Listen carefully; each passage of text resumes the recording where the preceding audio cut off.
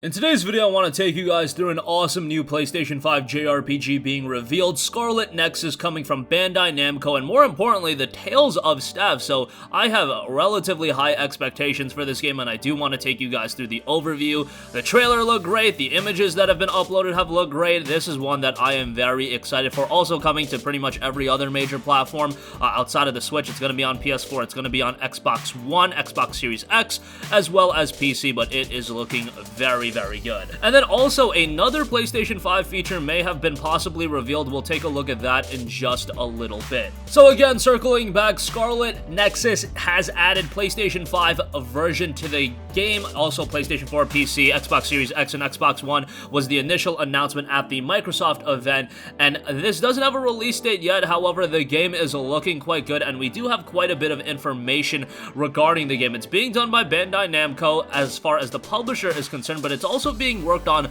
by the Tales of Staff. The Tales of Staff are a group of people that I highly respect. The Tales of games have been some of the most consistently good JRPG games of the last decade and a half even. And Scarlet Nexus is a brand new IP coming from them. In a far distant future, a psionic hormone was discovered in the human brain, granting people extrasensory powers and changing the world as we know it. Just as humanity was entering this new era, deranged human mutants known as Others began to descend from the sky with a thirst for human brains. Highly restrained to conventional attack methods, extreme measures needed to be taken to battle the overwhelming threat and preserve humanity. Those with acute extrasensory abilities known as psionics were our chance to fight the onslaught from above. To this day, psionics have been scouted for their talents and recruited to their other suppression force. Humanity's last line of defense take on the role of Yuito Sumeragi, my apologies if I butchered that, a new recruit to the OSF aiming to become an elite psionic like the one who saved him as a child. Armed with a talent in psychokinesis, explore the futuristic city of New Hamuka and uncover the mysteries of a brain-punk future caught between technology and psychic abilities in Scarlet Nexus.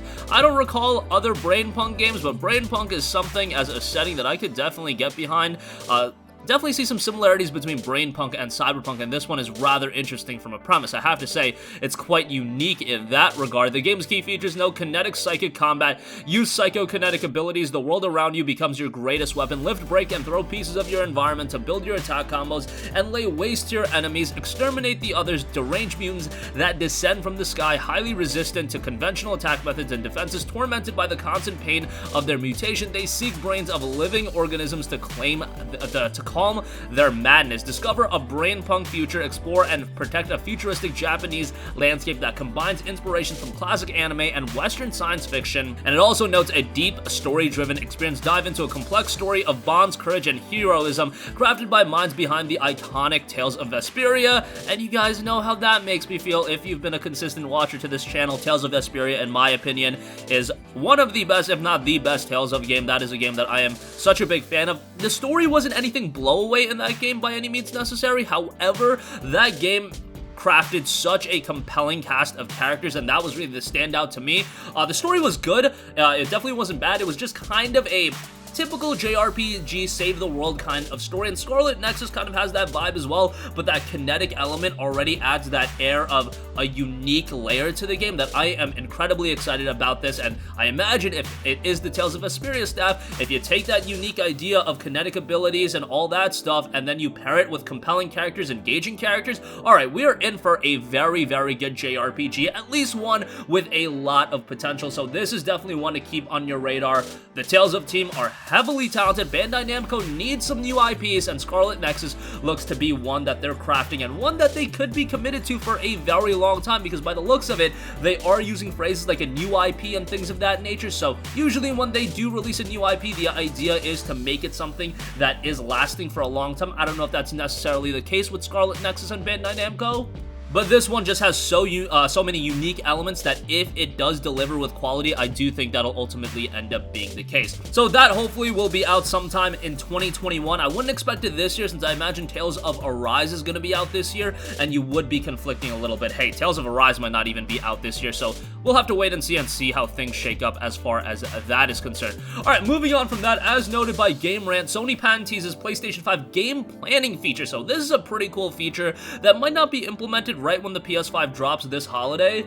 since the patent was just filed, but let's take a look at it. And Game Rant notes, the patent is for an assistant within the console comparable to Siri for Apple users, and it will be able to align calendars to activities.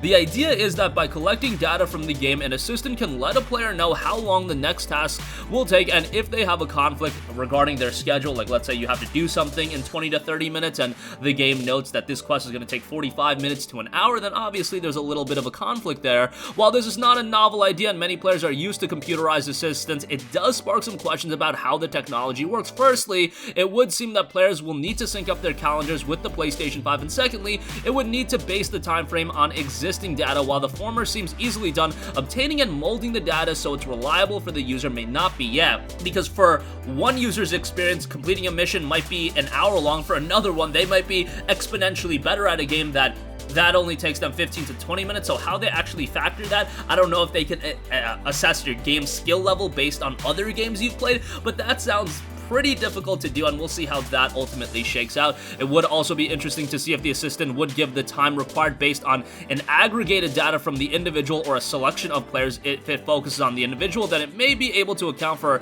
completionists who search for levels for hidden items. Equally, this will introduce a range of variables that complicate the process of estimating time even further. Given that this technology was recently patented on May 7th, many will wonder if it will be discussed at an upcoming Sony conference or if it will be introduced after the console is released. I would personally say that it would be the latter. If the patent is just filed right now, that is probably something that they're still working on and something that might ultimately not even come to fruition, because we've seen a plethora of patents filed that ultimately don't come to fruition, but the opposite is also true. A lot of patents do come to fruition. This is something that I think is easily implementable onto the PlayStation 5, however, to varying extents. I don't know if it could be accurate for every game to do. Hopefully, they also let people opt out of it, because it would be something that's a little invasive in some regards, at least for some people, and I think everybody should have the right on whether or not they want to be accounted for the aggregated player results and the average time or things of that nature that's also being displayed to other players. I don't think that's the biggest deal in the world, but you should at least be given the option to opt out of it. I always do think that is quite important. Obviously, again, the PlayStation 5 is slated to drop holiday 2020. Right now, there's still a lot of uncertainty, but I would imagine with Microsoft really getting the ball rolling on their console, them holding that event where they dropped a lot of third-party information. Some of the information was a little bit lackluster, but Scarlet Nexus was definitely a standout.